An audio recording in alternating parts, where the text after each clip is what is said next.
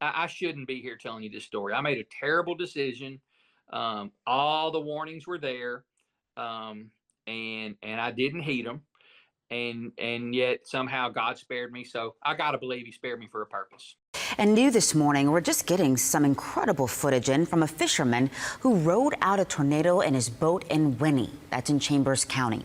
Brian Johnson shared this video on his YouTube page. He was fishing in the Standolind Reservoir off Highway 124 on Saturday.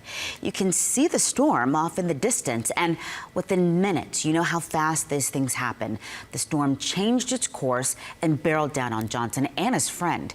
They attempted to anchor the reeds themselves to the reeds, I should say, and weather that storm. But as you can see, their boat eventually flipped over. I'm holding on to the boat because I'm holding on to it from the bottom now because the wind is just ripping. And I'm like, it's going to pick me up out of this water any second. So I'm trying to hold on, but I can't find Tony.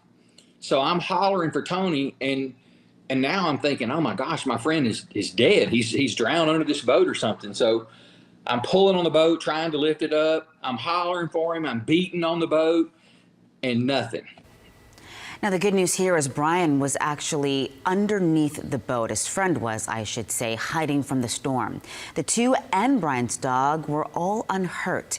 And we know now from the National Weather Service that this was an EF3 with peak winds of 138 miles per hour. They are supposed to be here, don't you think?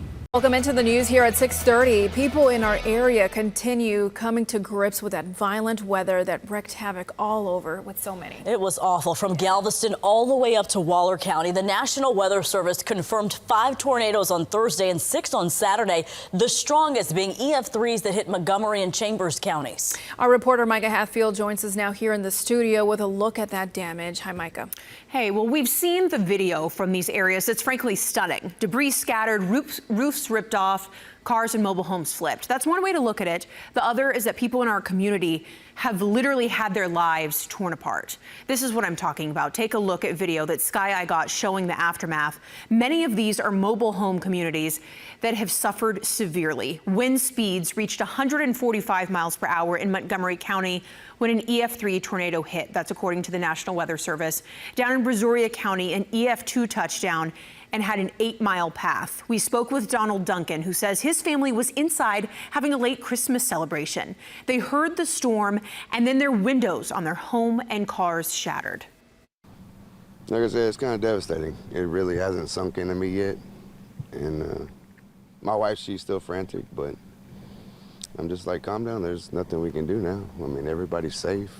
We have friends and family that care for us that, you know, allow us to go to their house and eat, shower, bathe, you know, whatever you need to do. But